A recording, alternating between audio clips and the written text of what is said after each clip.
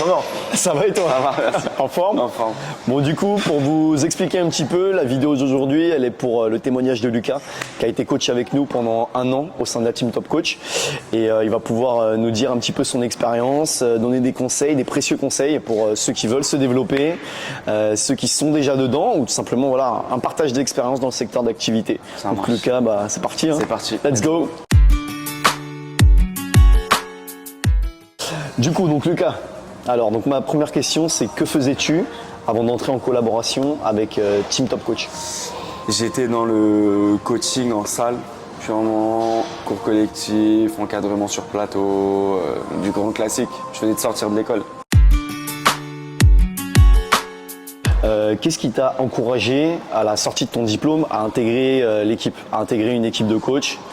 Je voulais avoir une liberté entre guillemets dans mon planning, Ok. voilà, pouvoir placer un petit peu comme je voulais. Et d'expérience, parce que j'ai quitté l'école jeune, donc je voulais de l'expérience, du contact humain et tout, savoir comment faire, apprendre des autres. Et on m'en avait bien parlé, donc j'ai dit vas-y go, hein, on va Trop tenter bien. l'aventure. Ok, ça marche. Et du coup, c'était ce que tu t'imaginais en sortant du diplôme de voir justement éventuellement trouver une salle, trouver des clients, tout ça, s'est passé comme tu imaginais ou pas Ouais, du je tout? pensais plus que je me serais mis avec un. À la base, moi, je voulais un CDI Ok. et faire un achat immobilier. Ok. Mais après, je m'étais dit non. Ouais. Voilà. Ça correspond pas à la réalité Ça du terrain, correspond pas du pas tout. à En fait, maintenant, concrètement, si tu veux un CDI dans ce secteur de métier, c'est que tu gères l'accueil d'une salle. Exactement. Mais t'as pas de CDI où tu vas être coach plateau, ou alors c'est très rare les salles qui font encore ça. Et honnêtement, Moi, avec les CDI qu'ils proposent en salle, c'est loin d'être avantageux. tu peux acheter un garage, un box. Pas un Voilà, appart. pas un appart, Pas un une appart. place de parking. Donc place de parking, exactement.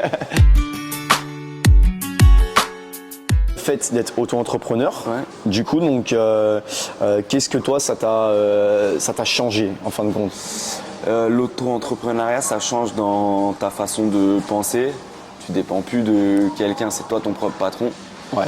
Donc il y a ça, et il y a surtout aussi l'organisation, comme je disais, l'organisation de sa société, maintenant c'est toi qui gères, donc il y a tout ça. Et ça m'a aussi appris que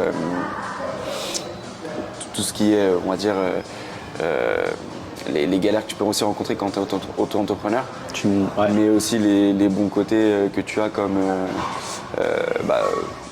fiscalement parlant, Ouais. ou alors liberté dans ton planning. Liberté de temps. Liberté Ouais. de temps, exactement. Ouais. Ouais, le plus gros truc en fait quand tu es auto-entrepreneur et que tu veux choisir d'être auto, c'est vraiment en fin de compte la partie où tu dois t'auto-discipliner. Carrément. Il n'y a pas un patron qui ça. va venir le matin te réveiller. Entre guillemets, si à toi. toi tu fais pas les choses, Si tu fous rien, il se passe tu rien. peux pas après dire ouais, Par non, contre- j'attends, tu peux pas attendre là. Voilà, T'es- par contre, du coup, si tu fais des choses, si tu crées du contenu, que tu es en salle, tu es là vraiment pour les gens, là par contre, ça peut être intéressant.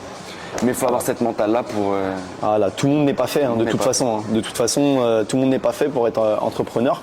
Parce que tu as la partie gestion d'entreprise, Ouais. développement de l'entreprise. Donc, quand même, aller chercher des clients, savoir les fidéliser, pouvoir les encadrer correctement, ça se fait pas comme ça. C'est pas juste on te donne un billet et hop, tu fais faire 3 pompes. C'est pas- En fait, t'en as qui sont pas faits pour et qui le deviennent tu Et vois. qui le deviennent à force. Voilà. Exactement, Parce que c'est ça. je pensais que j'allais pas forcément être. Après, j'ai bien pris au truc. En réalité, c'est quand même la meilleure des situations de pouvoir Ouais. être à son compte. Une fois que tu as vraiment compris le truc, tu te dis que tu es vraiment libre. Tu n'as plus un patron qui va venir te donner des coups de pied, des coups de pied au cul en quelque sorte pour faire Exactement. bosser son entreprise. Là, c'est à toi de Là, c'est ça. te le Tu faire bosses faire. pour toi, donc c'est peut-être plus Voilà. la même mentalité. Qu'est-ce que tu conseillerais à quelqu'un qui veut se lancer en entrepreneuriat? De ne pas avoir peur au début de se dire putain merde, ce matin je me suis levé, il était 7h, je suis rentré, il était 23h. Voilà. Je pense qu'il faut pas avoir peur d'avoir les mains sales au début, et si tu as peur de ça, faut pas te lancer, mon pote. Ouais, c'est ça. Après, En fait, au début, c'est con à dire, mais faut vraiment donner en fait. Ouais. Tu donnes de ton temps, tu donnes de ton expertise, et à force, du coup, les gens viennent vers toi. C'est ça. Si tu es juste là à vouloir choper ça marche pas ça. je pense que ça, et après ne pas avoir peur aussi de se former, tu vois, aller chercher des compétences, de la value. C'est ces ça, choses-là. je crois que c'est le meilleur conseil. Le fait vraiment d'aller dans le mentoring au final. aller dans le mentoring, t'orienter vers des personnes qui sont dans le secteur de métier, qui touchent soit à la partie gestion, donc la formation, ou alors qui vivent de cette activité. Du coup, donc côtoyer des équipes, c'est le truc qui permet d'élever, hein, de toute façon. Hein, ouais. Et si je devais donner une dernière chose, c'était... je l'ai oublié. Et elle reviendra peut-être. Ouais, elle reviendra On peut-être. cuttera. Ou pas.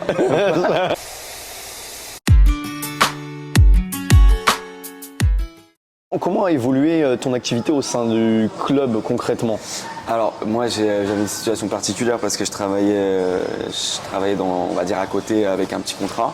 Ok. Mais ma situation a évolué dans le bon sens, je dirais même dans le très bon sens. Dans un sens pas forcément chiffres. Les chiffres ils arrivent, tu fais les choses, les chiffres ils viennent avec. Ouais. Plus dans le sens j'ai augmenté mes prestations, pas forcément tarifs, mais dans la qualité de ce que je vendais. Super. Je suis passé d'une prestation classique à des choses bien plus poussées dans les bilans, dans les façons de faire, dans l'accompagnement et tout ce qui est autour. Donc Super. j'ai fait vraiment évoluer je pense T'as façonné ton ma produit. façon de travailler. Ouais. Ah, c'est forcément le tarif il augmente après parce que tu mets à dispo plus d'outils à tes clients. Donc ma situation elle a évolué comme ça et après crescendo. Voilà. Trop bien, trop bien, trop bien.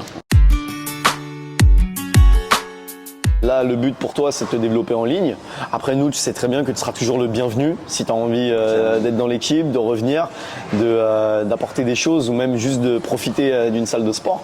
Voilà, je pense que Basic Fit, ça t'offre quand même des prestations qui sont plutôt pas mal pour carrément. pouvoir développer ton activité, quoi. Carrément. Bon, bah c'est cool, super, impeccable. Bah merci. Hein. Merci à vous. Lucas.